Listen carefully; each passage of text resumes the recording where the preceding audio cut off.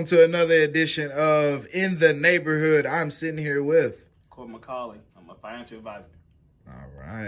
And where are you from? Seneca, South Carolina, man. Seneca. Yeah. All right. Financial advisor. So being a financial advisor, while looking for clients, do you rather search for them in person or by phone?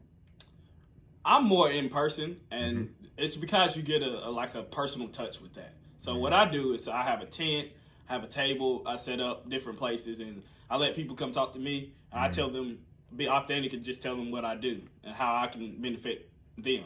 And so I think that gives a little bit more insight into who I am, and then they're not, off guard when I call. So, you know what I'm saying? Yeah. So it works a little bit better when Absolutely. they're able to see me and who I am and what business I represent. Because I've probably hung up on tons of people who just calling, Yeah, man, I've done it too. And Yeah. so that's why I understand. Like, my phone, it just seems kind of like you're trying to sell something. I don't want to come off as a seller. I want to come off as a helper. So I always want to help people create something they maybe never even thought about. And you do that by just engaging with people and connecting people with your business and what you do. So I feel like that's the best avenue to go through. That's just my opinion, though. Yes, sir. Okay, so you talked about how the phone calls don't really work and you rather be in person. The thing that I like most about you talking about in person is that you said that you didn't want to come off as a seller. You want to come off as a helper, a server, rather. You're serving the people. Now that you have the clients, you went out in person, you have the clients. What strategies do you use to retain those clients? I think the best strategy is to have no strategy. And I think I say that because I feel like everybody's different. Everybody comes in with different problems. Even you might start with a problem and then it may even go into a bigger problem or may not need it so much. So I think the best thing is to be just fluid and flow through what people need right then at that point.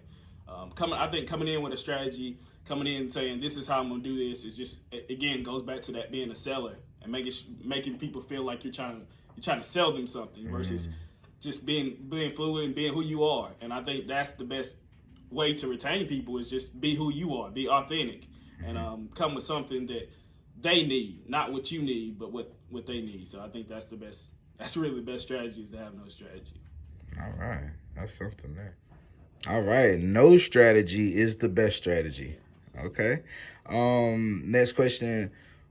How has the knowledge that you've gained being a financial advisor benefited you? I think for me personally, it's not so much of the financial advisor aspect. It's just more about the people aspect and being patient with people and understanding what people, again, going back to what people need. And I think a lot of times when we start a business or we create something that we think everybody should jump on board and everybody should get behind us, but a lot of times people don't know what you do. And you have to be patient and you have to understand that by going through the process of understanding and helping people, that you gain more knowledge about yourself than you do about anything else. Because honestly, I'm here taking a gamble. I'm taking a risk. I'm banking on myself because I'm doing this. Nobody's behind me. So I think the most important part I've learned is just bet on yourself and be patient. Be patient with the process and what you're doing. I think that kind of falls more into the job. I'm talking about the information that you've gained during over the how long have you been doing it? I've been doing this for 3 years. For 3 years. So 3 years of finance, like you've been helping different people financially. Have you taken any of those any of that advice that you've given out to people and used it in your own financial life? Oh yeah, I think it starts with the more you start to research and you start to think of, exactly what people need, you understand more about what you need. So when you start looking at your finances, you start looking at the strategies that you're doing with people. You start to look at this is where I might be falling in the pitfall. Gotcha. This is where they are, because I'm human just like everybody else. So it's more about not only for them but also seeing what you need and as far as finance and everything else like that. Okay, you said you've been doing this for 3 years. Is it hard keeping up with the tax laws and investment regulations? Are they changing yearly, by month? Could you expound a little bit about that? Yeah, so anytime you change from when I first started, I was just independent. I was just trying to help people, so it wasn't a company. I was independently doing it. And so when I switched to my own company, I switched to a company. You have to go through the testing again, and so the test changes every March. Wow. So I'm governed by FINRA and I'm governed by the state.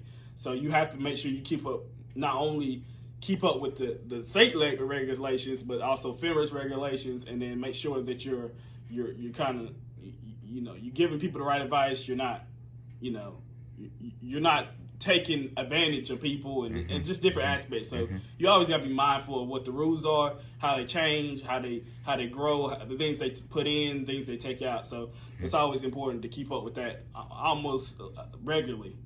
And pretty much yearly, I do a review just on myself. It's not really. It's more self-regulated than them regulated. So I rather catch myself before they have to catch me. Yes, if that sir. makes sense. Yes, sir. That makes perfect sense. Yeah. That makes perfect sense. Yes, sir.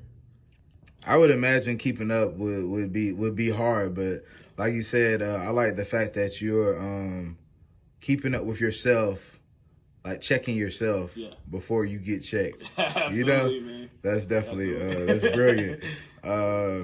Okay, with your clients, are you just doing all the work and telling them what to do? No, that's not. So what I do is more education first. So I come in and I feel out what people need first, and then I do it as more as an education standpoint. So we have something called like the Build a Bear workshop type model.